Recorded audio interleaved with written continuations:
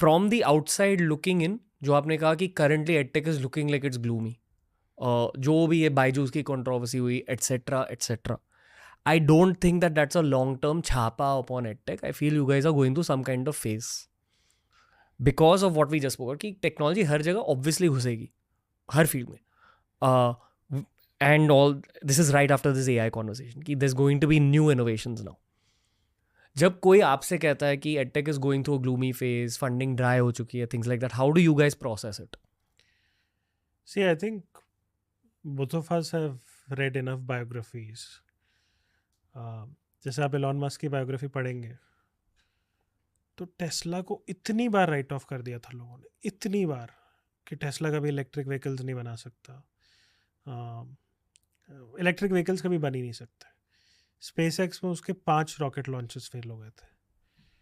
तो AWS जब launch हुआ था अमेजोन का, which is one of the highest profit generating products for them, और अब तो माइक्रोसॉफ्ट और गूगल ने भी उसको कॉपी करके अपनी क्लाउड सर्विसेज लॉन्च कर दी थी.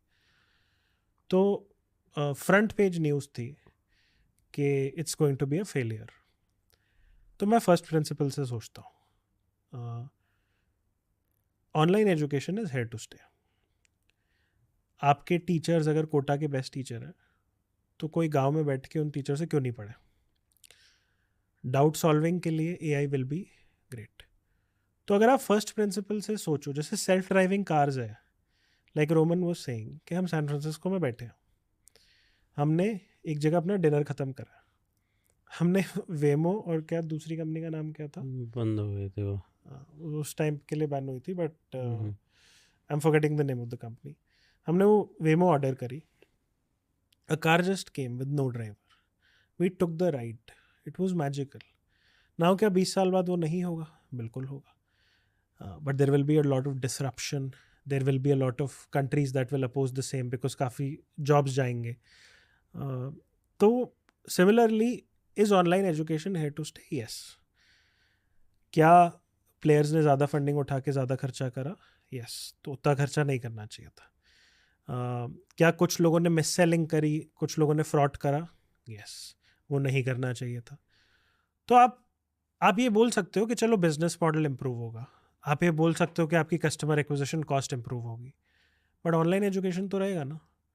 अब क्या आपको सारा जो प्रॉफिट है वो यूट्यूब को देना है, या आपको प्रोडक्ट्स बनाने हैं इंडिया में ताकि वो आपको अक्यूमुलेट हो? ये तो हो ही नहीं सकता कि ऑफलाइन एजुकेशन डिसरप्ट ना हो. एक हाइब्रिड मॉडल चलेगा, ऑफलाइन कुछ कैटेगरीज में चाहिए, बट सिर्फ offline is a bad product. अरे नहीं, बच्चे से नहीं पूछा जाता, बच्चा ऑलरेडी एंग्जाइटी में है, नहीं पूछा जाता क्लास में डाउट.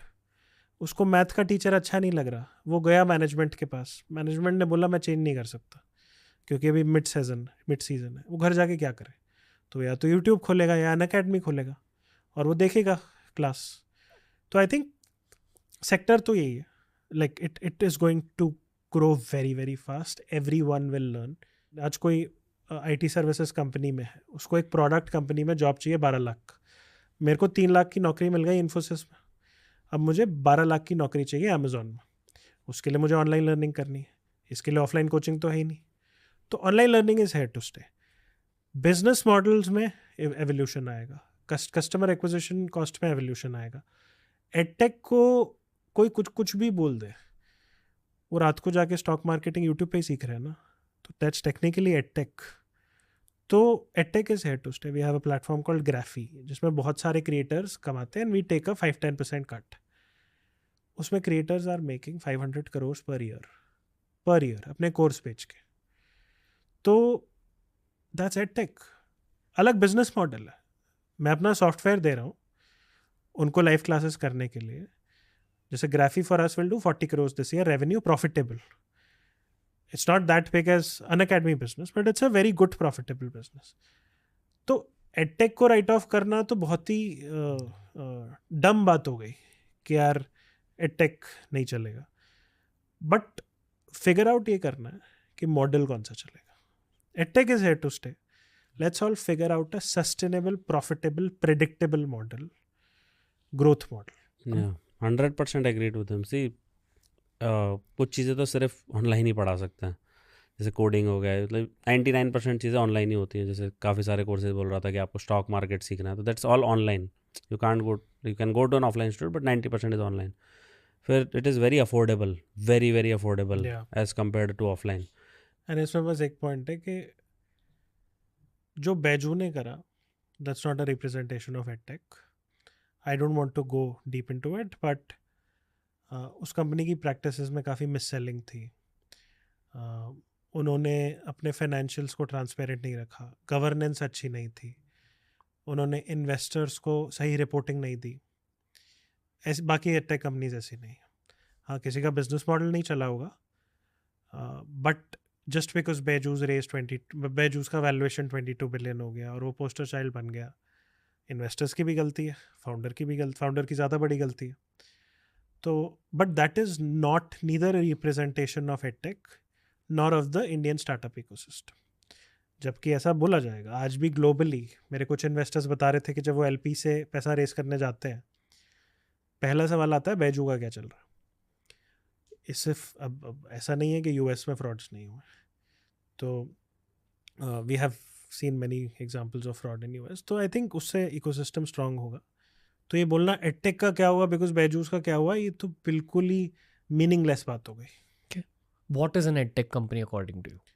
एडटेक कंपनी इज कि आपने